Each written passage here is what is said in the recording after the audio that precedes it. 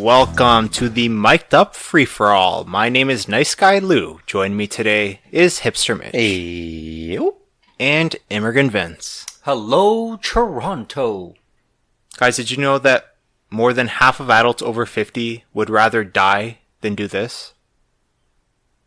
Do you know what that is? When you said, do this, I'm waiting for the punchline. No, I'm waiting for you guys to guess first. I'm not going to say work, because everyone's working. Poo in a public bathroom. Great guess. The correct answer is live in a nursing home. Which, I don't know, that surprised me. Oh, that's very surprising. It just goes to tell you the negative stigma associated with that. Yeah, Vince, didn't you want to live in a nursing home or something? Remember the one? No, that's the only place I could afford. Yeah. It was half the price of a regular condo. But you said you were still considering it if you could. Dude, if I didn't have to pay for all the associated services, nursing homes are very expensive, man. No, bro, this one you could buy, but I think it doesn't include the monthly fee you have to pay towards the nursing. Yeah, but the monthly fees are mandatory, aren't they? Yeah, that's the problem. That's why it's so cheap. Yeah. So, but I was and then I thought about it, but I'm like, man, somebody cooks, cleans for me, feeds me. I'm like, shit, this is the life. It feels a little morbid. It's like if you were to buy a place in a nursing home already, that's like buying your tombstone. Yeah, you're right. It's a bit dramatic, but I mean... You never know, man. They got pretty grandkids. Maybe Is that what things have come to? Well, I might get introduced. Listen, I gotta look for new ways. The traditional way ain't working to meet people. Maybe not gonna lie, Vince, it's not the worst idea you've had. I'm gonna have to look into this. Seniors, bro. Alright, so me and Vince are gonna look into this senior home thing. Maybe we can find... You guys could just volunteer there and not buy a place and you'd... Let's go with the volunteer route. Yeah, but then who will feed me and clean me and... I'm sure you can have some of their mushed up food. Yo, let's not make fun. We don't know. It might be good. If it's anything like airplanes or hotels. No, all jokes aside, man, I've thought about this, because I'm there's a negative stigma in among Europeans, retirement home. Oh no, your kids are going to take care of you. No, that's not how it works over here.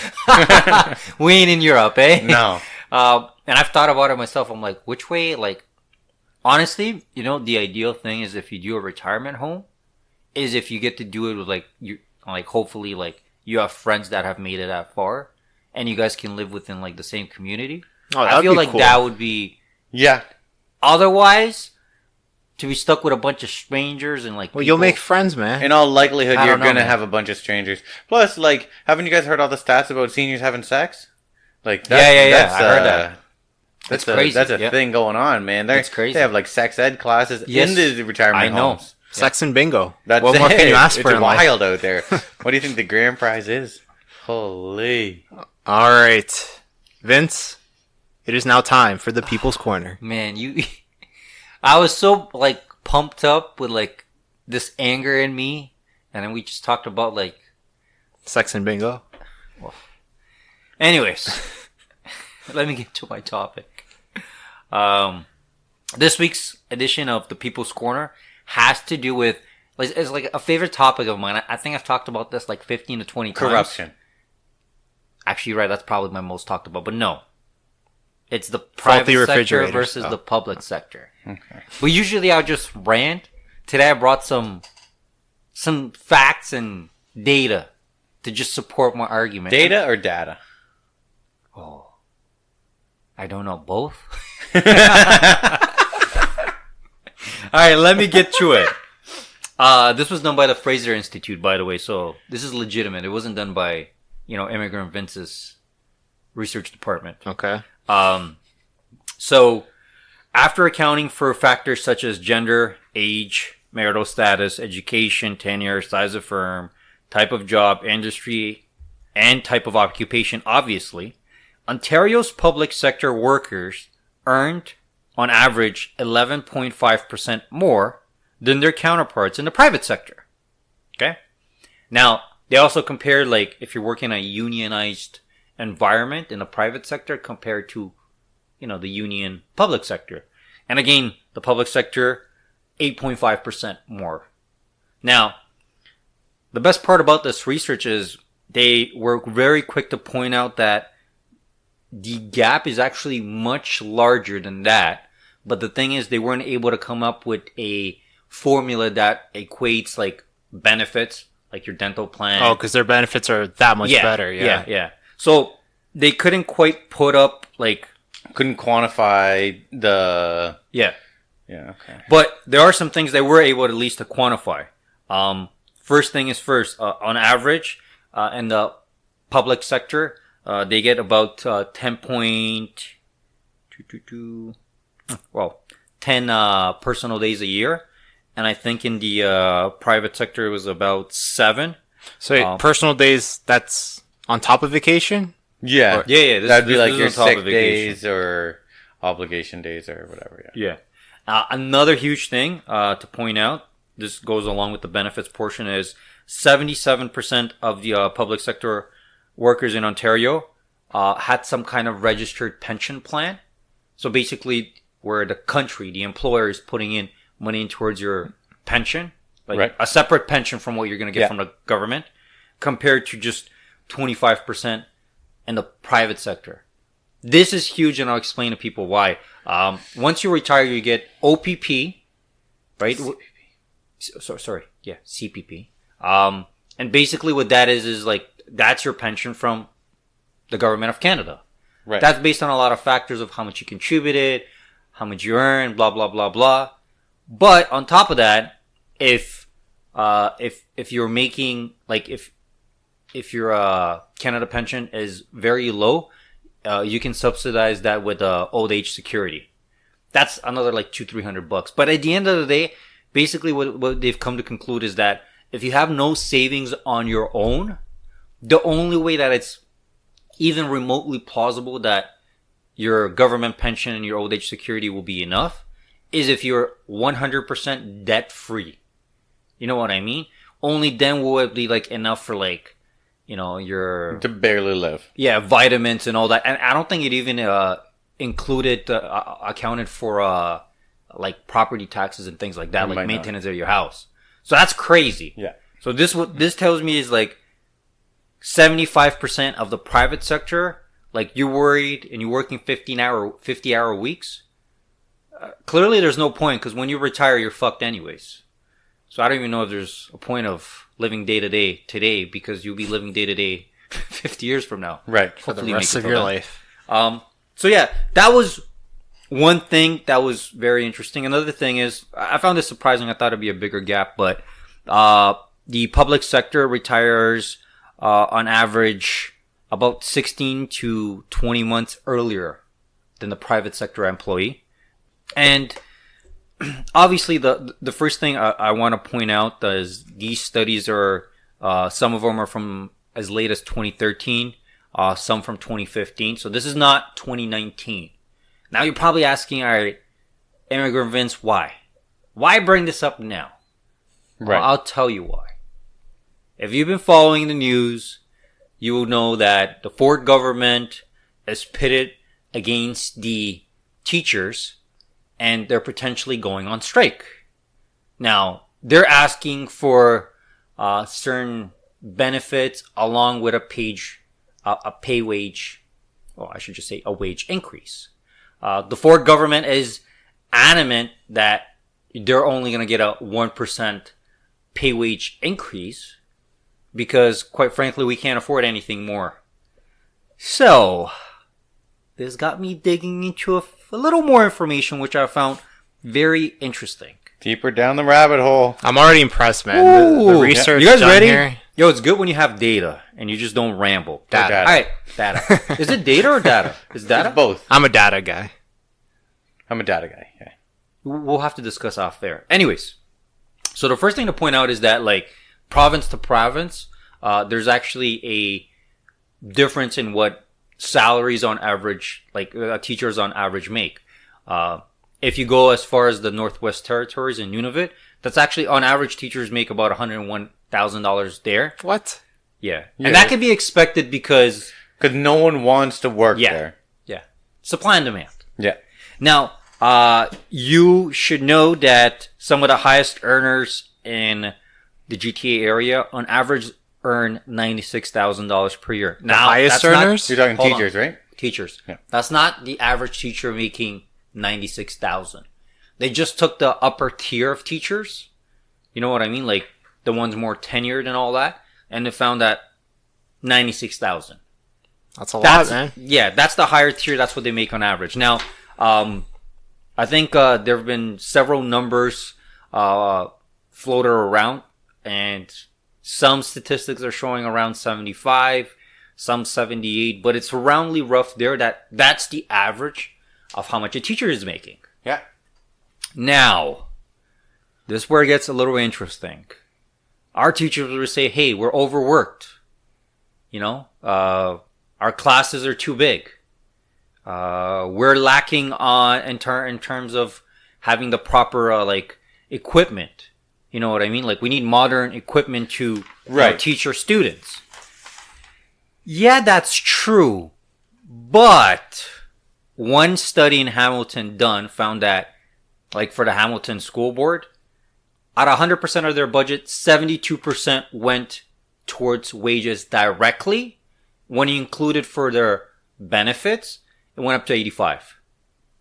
So you got 15% basically to just fix potholes, not potholes, you know what I mean, like maintenance of buildings and all that. Now this got me thinking, because I was like, all right, like maybe I've been on this bandwagon of like hating on teachers for having it sweet for too long because of those 2 months vacation. I'm jealous.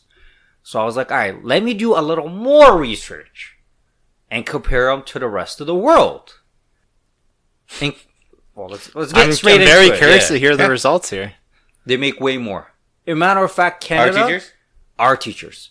If you compare them to like G20 countries, like we rank somewhere in the top 5. You know what I mean? So basically, the excuse of like, oh, we're underpaid, that just doesn't cut it anymore. Especially because compared to the United States, which shockingly to me, the United States is actually considered a better educational system.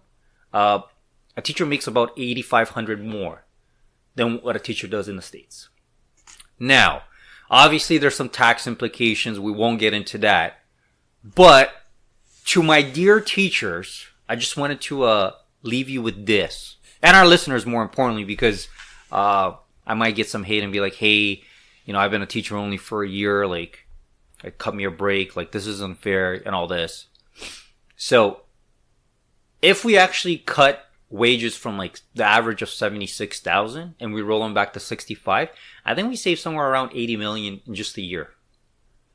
That would never happen. And I'm not sure if this was for GTA or Ontario. It must be for GTA. We definitely save a lot more. Rolling back wages is not possible. No, it's not possible.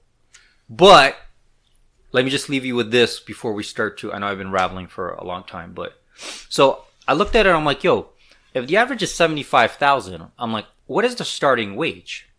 Now, here's where it gets really tricky, because when you go on the website, there's actually a package, I guess, to entice teachers. And there's 5 types of categories that dictate whether, like, how you will be paid. Category A, A1, A2, A3, A4. Right.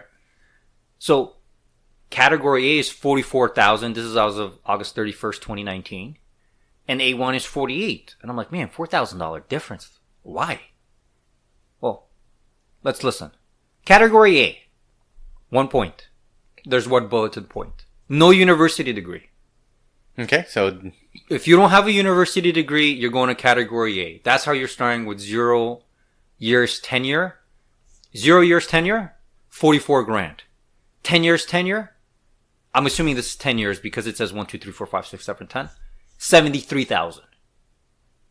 So, inflation in Canada has averaged 2% over 8 years. Mm-hmm. What is the difference between 44, 47, 49, 52? From 44 to 73 over 10 years. People can do the math and see if inflation wins out or if you win out. First point. Second point. most people to go and become teachers have a university degree. And this is where it pisses me off even more because you know how I mentioned those 2, 3, 4 categories? Mm-hmm. So if you fall in category A2, is basically unacceptable for your undergraduate degree. And here's the best part. Category A3 is an acceptable undergraduate university degree plus an honor specialist qualification. What that means is basically if you actually tried a little hard in university, aka Lewis, did you get a special? Did you get a special a major in economics or was it a specialist? I don't need to. Well, we don't need to. Whatever. Yeah, we don't need to. Basically, what I'm saying is, within 4 years, you can still achieve this, man. So basically, what you're telling me is the smart teachers are getting paid more, which is fine, right? But what I'm saying is, why are we having teachers with just basically this, like just an acceptable undergraduate degree with nothing specializing? I get there's a category A4 basically where it's like you can teach like 5, 6 subjects. You know what I mean? Mm-hmm. Like you're needed. But man, guys, we're in an environment where like the Ontario government is like 112% of GDP, like to debt ratio. You know what I mean? So basically we're spending more money than we're raking in revenues. You're making 75 on average. I went ahead and I scrolled back to 2014 stats. So 2019 starting wage was 44, right? Mm-hmm. This is bare category. In 2014 it was 42. So what I'm saying is it's not like you've just gotten this bump and you fought for it like for the last 20 years. Mm-hmm. You have consistently made more. Now, I get it. Like you want to earn more, but with like falling grades, with not having the tax revenue, with the media, I just don't understand for some reason why they're pushing this agenda of like, oh, like we need to pay our teachers. Like they're like, I understand it's important. I really do. Well, man, there's got to be a middle ground. Because if you're making 75, I'm not going to say 75 because that's 10 years plus experience. You should eventually hit 75. Yeah, but I'm okay starting. With that. No. Well, starting you have to be in like Nunavut to be like 75. Right. But like on average, most teachers are making 75. But what I'm saying is for you to be doing, oh, by the way, I forgot to mention that like the firing ratio for the public versus private sector, I think is 0.8%. For public? Yeah. Wow. You ain't getting motherfucking fired. No. You know that. Such a cushy job. Dear listeners, what you can do is just be educated on this. Before like taking a side, I've only presented, by the way, one side. Like this is the side saying, hey, like teachers make way too much. There's definitely a side of like, you know, average classrooms increasing from like 27 to like 32. There's the fact that, you know, with this whole social media platform, like teachers are asked to not just mediate when it comes to education, but like social issues. Not to mention the fact that a lot of teachers put in like their time for like, you know, classes, like whether it be like to take them on an art history tour or like they've always done that. Extracurriculars. Yeah, they've always done that. So there's two sides. But what I was saying is, I know where I stand, and I don't know if anything is gonna push me towards the other way. I thought this was just very informative for the people to know. That's it. How long was that? 15 minutes? I hope not. Give or take. I'm sorry. I like to help half the show, man. No, it was very effective, and you have me convinced, man. That they're overpaid? Yeah. I mean, look, I understand. Like you said, it's a very important job. Very, very important. Molding the youth, giving them the tools they need to succeed. But like, they're essentially spoiled. Based on those numbers that you've given, they're spoiled. Like, they're not... The numbers are too high, and what? We're fighting over a 1% increase? Yeah, and that's what it's about? 95% of elementary, like, teachers just approved they have to go, like, 14 days, like, notice before striking. But basically, they've approved, like, 5% are saying, like, we can strike. And what I'm saying is, man, like, you get 2 months off, right?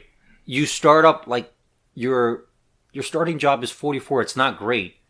But man, within 5 years, you're making like 65. 75 grand and 2 months off. Like, yeah, you know what?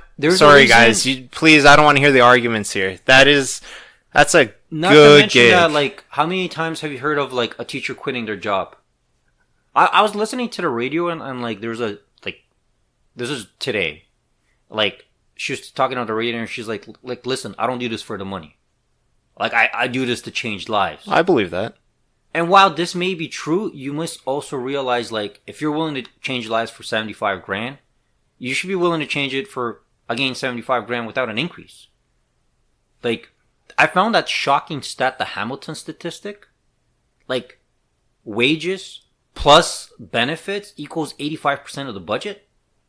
Whoa. Yo, what are we doing? We can't be buying tablets. Not next year. We can't buy tablets 50 years from now, bro. Let alone, like, improve the gym, change the cafeteria, improve the menu. Motherfucker, like, we're bankrupt, man. That would lead people to think that you need to invest more.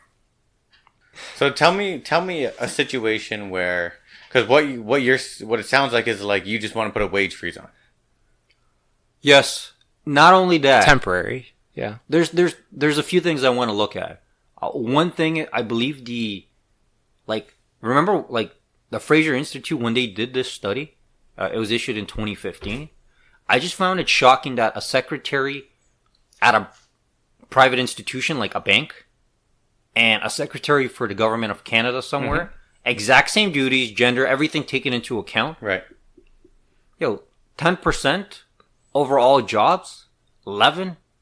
Now, they have that ceiling, like CEOs, directors, they make less. No doubt about that.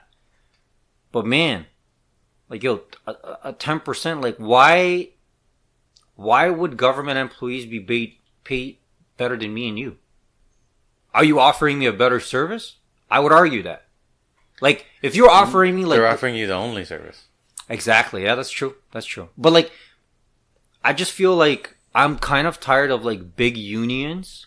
This is what it is. I'm not even saying it's necessarily teachers. You know how, like, it is. Like, you probably go in there, like, all right, listen, we should strike. It's been 5 years. Let's play tough ball. Let's threaten action. You guys need to, like, support this as one. You know what I mean? Like, people don't want to divide. I highly doubt there's 95% of teachers saying, and I would say definitely, like, the more tenured one is saying, like, yeah, I've been doing this for 15 years. Like, I'm at, like, about 85 grand. Yeah, I want to strike. Like, considering the entire economic climate, I find that very odd. And, just think about this. Like, if you start teaching, if possible, because there's a big supply but very little demand because of the low turnover. But, man, if you start becoming a teacher at 25, right? Yeah. With, like, 43, at, like, 35, you're making, like, 76 no matter what. Like, this is not including you actually, like, achieving your targets or your, like, they're like, for example, if you actually excel at your job. Like, no, this comes along with the tenure, bro. That's the most shocking part to me. Like, this isn't earned. A lot of it is not earned. If it's earned, and I know there's people that deserve it. Yeah. It's probably one of the better paying jobs, like, that's not a specialty. Like, where you're not specializing in something. Yeah. We're not talking about engineering or medical or lawyers or anything, but, like, a more ordinary job is probably one of the more basic, well-paying ones. Yeah. I don't know. I know Mish has gotten in trouble with teachers in the past, but I think you're on their side in this case. It's not that I'm so much on their side. Like, obviously, I think something has to change. I don't think the union represents what's best for all teachers. I think it represents what's best for tenured teachers, and people want to slack off. I think good teachers deserve the high scale. I agree. And I think shitty teachers should be fired all the time. Yep. But that's not happening. They protect the wrong people.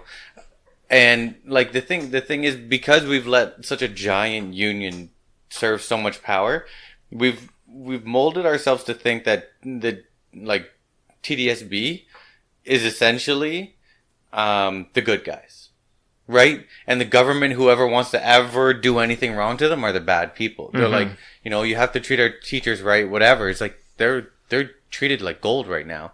Like Vince said, they're like one of the highest paid in all the countries. And you can see they get, I know for a fact they have basically unlimited sick days. They get rewarded for not using sick days with more sick days. Like they get 2 months off minimum. And if they decide to work, like summer school, they get paid like through the butt. Like they get paid a ton, right? And that's fine, whatever. I get it all, but like we can change things about it, and I don't know how it would happen. Like if we were to abolish all unions and you created an administrative staff in every school, which is basically what we already have, but we give them no power. We have principals, vice principals, and counselors and like secretaries or like whatever you want to call them. Like we have a whole staff set up to manage a school, but they have no power. So we pay more people than we should, and we don't let them do anything. So there's tons we can change. Like we can just say, hey, like I'm not sure, but a lot of people have been at companies and they're like, hey, we're changing our benefit policy. That's that. And it's because we have to save money. Fucking 5%, 10% savings right there. It's like, I don't understand how it's such a hard thing, but it's because we've allowed them to operate like without, because they wield so much even political power because of the vote. Yeah. You know what I mean? Like, no, it's insane. Unions pretty much tell you how to vote. And just quickly to point out, like, this is not to gang up on teachers, because having a conversation like last weekend with a friend of mine who is a teacher, there's a completely different mentality when it comes to public schools and private schools. Like, in private schools, it ain't it's not those kind of wage increases. You know what I mean? It's work your butt off. Like, just because you're tenured doesn't mean you can slack off. Do you know what I mean? Yeah. Like, I'm just saying the system's broken. I don't want to jump on, like, to sound like, I know I've had some great teachers in, like, during my educational period. Give one a shout out. Professor Bumgarner, International Politics, University of Toronto. Fantastic teacher. Okay. Yes. Nice. International Politics. And I'm not going to give a shout out, but like a very bad teacher who I think to a certain extent ruined my math career. You know who I'm talking about. Does it rhyme with Schmaley? Yes. Like when you ask your grade 7 math class to build a gingerbread house, and it has nothing to do with, like, it's not like you're building... Like, it wasn't even defined parameters. No. It's not like you have to measure or, like, calculate, like... Yeah, I know. Like... And I didn't even get to take it home to eat it. Nothing. Bro, like... Yeah, the system's broken. Yeah. Agreed. All right. Thank you, Vince. So much information there to unpack. And I'm sure our listeners have learned a lot there. And they got questions. But... Oh, I'm sure. And you can hit us up at Mic'd Up Toronto, Facebook, Twitter, Instagram, and let us know. We are going to quickly throw in a segment of What's Brewing. Oh. Mitch, you know by now. There's only one segment here that gets bumped, okay? Next week, full? Just Ask Lou. Full Free episode? for all? Yeah. We'll see. Look forward to it. We'll love it. I like when we can go full episode. Oh man.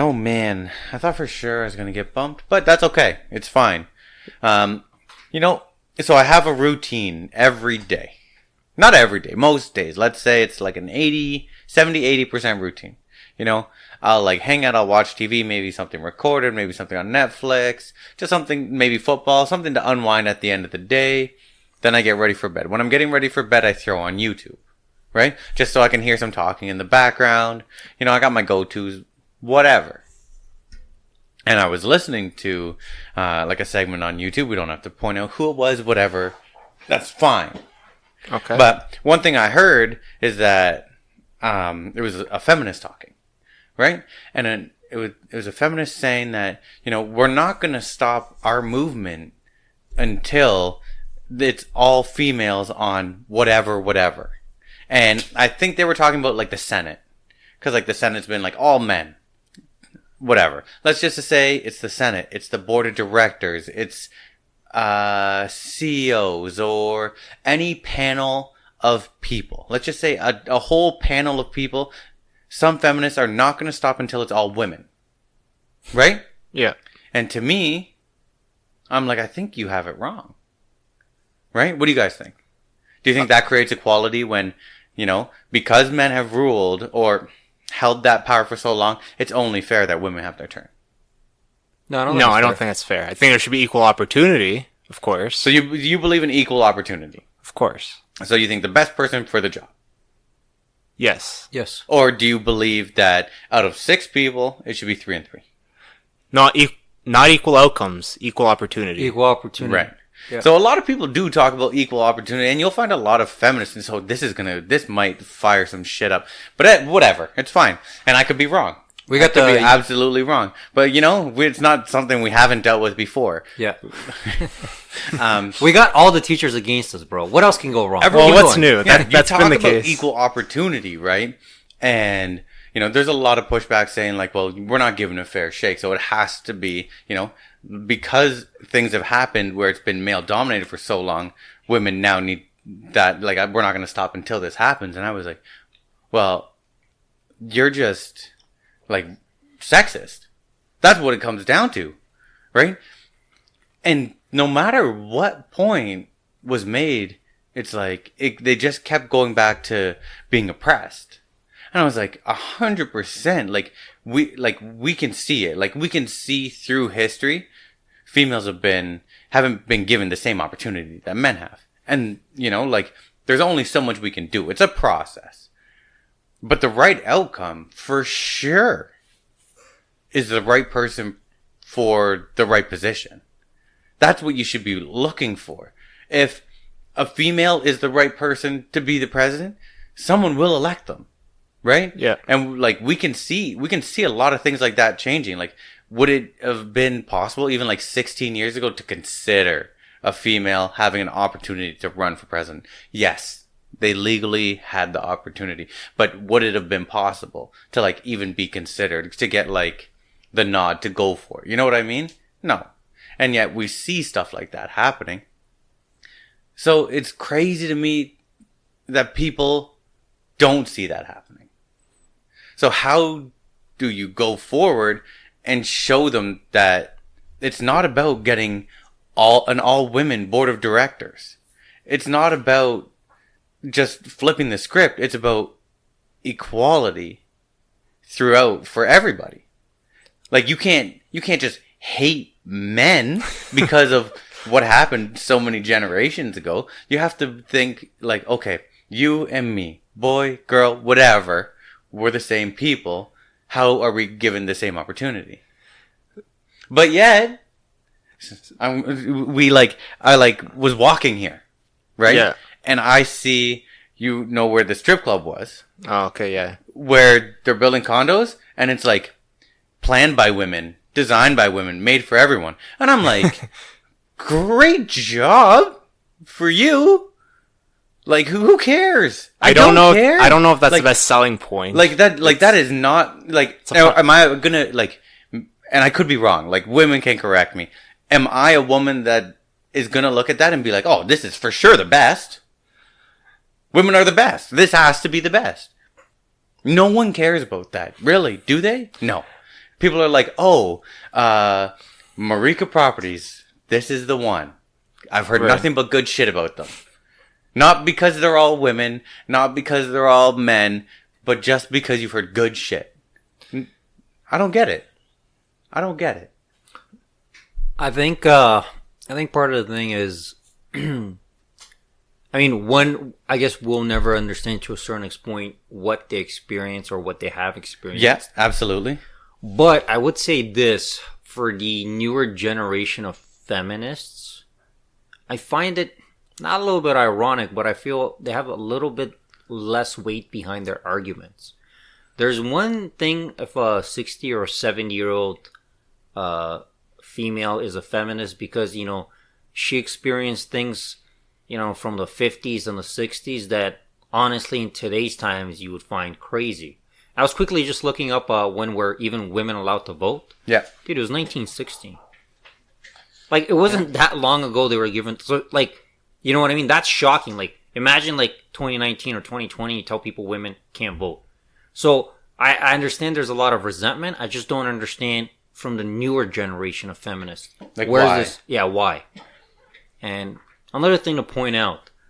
Often I see these statistics, right, of where they're saying like, oh, like top earning jobs go to men. You know what I mean? I'm not necessarily looking at those stats and just to explain why. There's Fortune 500 companies. Okay. We're looking at 500 jobs, right? If you're telling me, oh, statistics show only like, I don't know, there's like 5, 10, 20 women, right?